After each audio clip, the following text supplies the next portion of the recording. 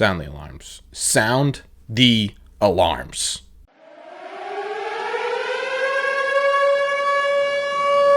What is going on, everybody? Welcome back to Red Seat Radio. My name is Corbin, and honestly, I really did not think we'd be needing a State of the Nation address at the middle of June, not even at the halfway point of the season, but yet here we are. The Boston Red Sox have officially dropped 3 series in a row. They are 3-7 in their last 10 games. They are now back under 500 for the first time in April after losing a series against the Cleveland Guardians this last couple of days, only able to take 1 out of 3 games. And if you like misery, you are going to love this series. It had everything. It had off-field issues, it had on-field issues, and it really does feel like the Red Sox are falling apart. So what we are going to do in today's video is we're going to break down this latest series. We're going to talk about everything that went on, what is attributing to the state of the Boston Red Sox right now, and how they could possibly pull themselves out of what is going on with this Red Sox team. But before we get into that, do me a favor. Make sure you guys have hit that subscribe button if you haven't already. If you're new here, we talk Red Sox content almost every single day. Also, make sure you guys have hit the like button on this video as well. Helps these videos out a ton, and it would mean a lot to me. Thank you all very much for clicking on this one. Let's get into it.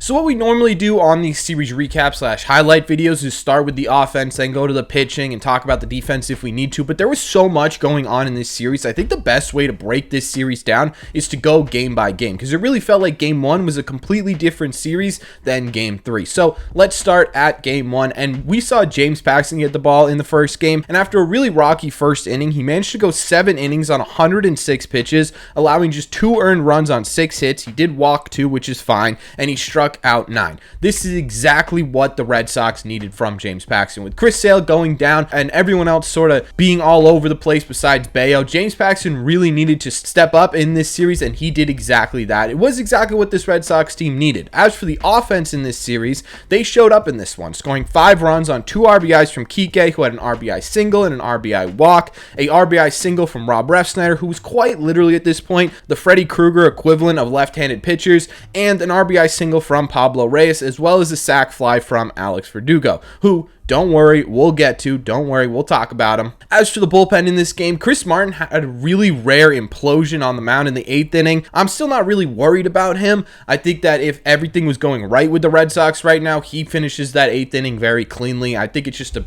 happen of circumstances. Everyone's sort of falling apart right now. It's going to happen to Chris Martin as well, right? Kind of sucking is contagious right now, it feels like, for the Red Sox. So I'm not worried at all with Chris Martin. Kenley Jansen had a really great save in this one. He was throwing 97. He did have a little bit of issue with his knee, but it doesn't seem to be a problem anymore. And it really feels like Kenley's finally pulling himself back together after that sort of weird stretch where he was all over the place. So game 1, a success, right? The Red Sox offense was able to give you 5 runs. The bullpen was able to keep the win together. They weren't as strong as you'd want them to be, but they were able to keep it together, and James Paxton gave you the outing you needed to have. Now let's move on to game 2. Game 2 saw Cutter Crawford start in more of an opener role. He went just 3 innings, allowing 2 runs on 5 hits and struck out 3. I'll keep saying this, hoping I can just say it into existence. If Chris Sale is going to be out for an extended period of time and you're looking for a 5-man rotation, I think the 5th man should be Cutter Crawford. I think he deserves this spot. I think he's a guy who has a lot of potential in the starting role, at least as a back-end type guy, and he was really sturdy throughout the entire 2023 season. I say give him the position if Chris Sale's out for a while. As for the offense, there really wasn't much of it in this game. Rafi had an RBI single, which was great. Kike scored on an error, but outside of that, there really wasn't anything. On a bit of a side note too, Rafi just went 2 for 11 in this series with 2 walks, and this may be the most out of sorts we've seen Rafael Devers throughout his entire career so far. I don't know what's going on with him, whether it's a health issue, whether he's not fully healthy, maybe it's a mechanical issue, maybe it's just in his head, which is probably the answer, but it's not a coincidence that this Red Sox offense got a little bit screwy once Rafael Devers stopped getting hot. He is the lifeblood of this team, and I really just need Rafael Devers to come back to life here. As for the bullpen, Justin Garza really struggled in this game in his only appearance in this series, but the big story was Chris Murphy, who came in and ended up going 3 1/3 inning, not allowing a single run, only allowing 2 hits in those 3 1/3 innings, 1 walk, and striking out 5. I think a lot of people were unsure of what Murphy was and what to expect from him at at the big league level with his struggles in AAA this year, and I think he impressed a lot of people with this appearance. If the Red Sox are going to need lefty help going forward out of the bullpen, Chris Murphy right now seems like a legitimate option to at least give him a shot and see what he looks like. You do have a little bit of a period between when you option someone and when you can call them back up, so we won't see Chris Murphy for a little bit, but I wouldn't be surprised if the Red Sox give him a shot in the future here. And then we get to game 3, right, which started with the Red Sox calling up this PR disaster of a pitcher, Matt Dermody, which I simply do not understand. Regardless of where you stand on his issues off the field, it is just simply not worth setting off a debate and angering a big majority of your fan base over a guy who is a journeyman pitcher with a career above 5 ERA and a career negative WAR, right? It's just not worth it. Not only is he a PR disaster, he's just not a very good pitcher. Why are you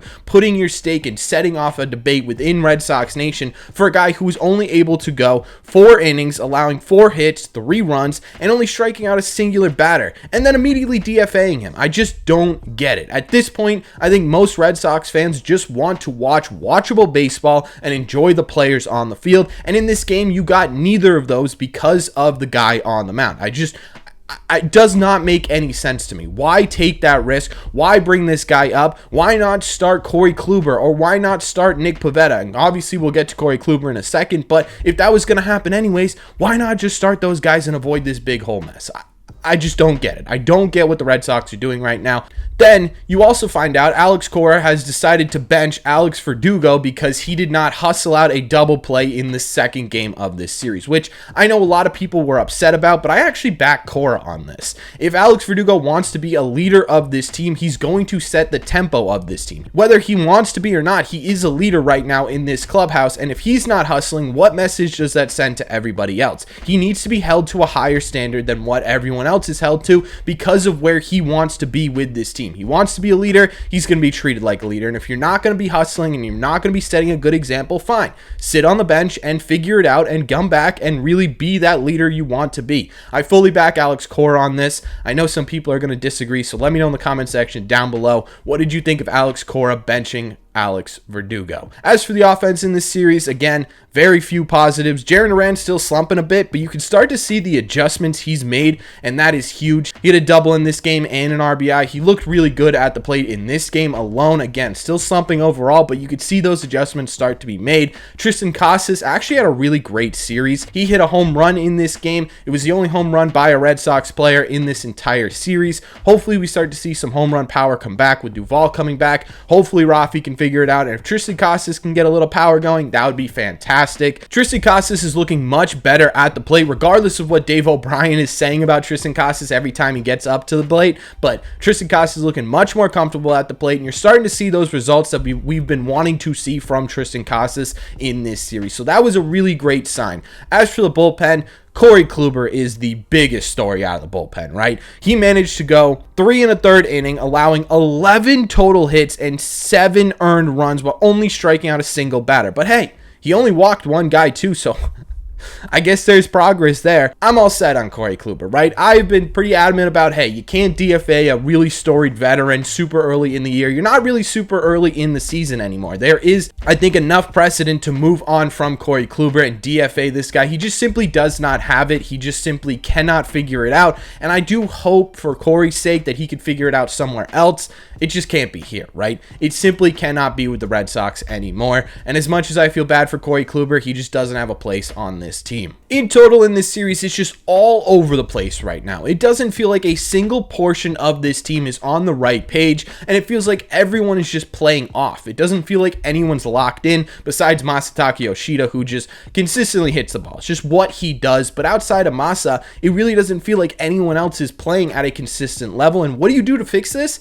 I honestly have no idea. Adam Duvall is coming back today, which is nice. We'll have a video on that later today at some point. So maybe Adam Duvall can come into this locker room and tell these guys, hey, I joined the Braves in 2021 when they were a below 500 team at the deadline. I was a guy who came in, and this is the mindset we were in going forward throughout the rest of the season that completely turned our season around. Maybe there's a speech in there somewhere that gets these guys going. Maybe Adam Duvall is the spark plug we've been missing, or maybe he just starts hitting home runs and still we can't figure it out anywhere else. I honestly don't know what the solution is to this problem, but it's something that needs to be fixed, and it needs to be fixed now. You are now just 2-5 on the month, and this is the most important month of the season. This is the month where you decide, are you a competitor or are you just wasting another year of Red Sox baseball? This is the month, and right now it's not looking so great. So the Red Sox need to put it together, and they need to put it together now. We're officially in a state of emergency of the Boston Red Sox, but that's just my opinion. So let me know in the comment section down below, what do you think of the Red Sox right now? Do you think they're in a state of emergency like me? Are you still kind of like, whatever, it's fine, I'm over it? What are you feeling about the Boston Red Sox right now? Let me know all your thoughts on the Red Sox latest series in the comment section down below. As always, if you made it to the end of this video, do me a favor. Make sure you guys have hit that subscribe button if you haven't already. If you're new here, we talk Red Sox content almost every single day. Also, make sure you guys have hit the like button on this video as well. Helps these videos out a ton, and it would mean a lot to me. Thank you all very much for clicking on this one, and I will see you in the red seats.